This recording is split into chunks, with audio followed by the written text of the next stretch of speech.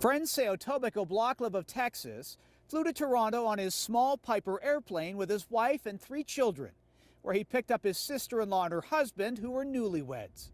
The 7 of them were ultimately headed for Quebec City, but in this heavily wooded area just a few kilometers from Kingston's airport, the plane crashed, leaving twisted wreckage and no survivors. We are in shock now. We are just trying to understand the situation. The plane left Toronto's Buttonville Airport around 4 o'clock Wednesday afternoon. The group planned to stop in Kingston to visit friends before going to Quebec. Witnesses say they heard loud banging sounds before the single-engine plane hit the ground. It sounded like a car backfiring. It was quite loud. It shook the house. At the time of the crash, witnesses say it was dark, rainy, and windy.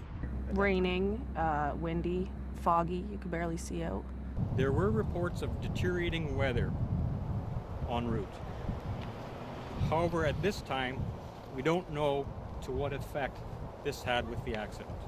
The victims' remains were removed from the site this afternoon. Friends say the children were aged roughly 3, 10, and 15. They say Oblaklev had been a pilot for about 3 years and had never flown north of the border. He loved flying very much, and that's why he went to the school to get a license, and eventually he bought his own aircraft. Unfortunately, Canada is the first time you are flying in Canada. That's the problem, I think.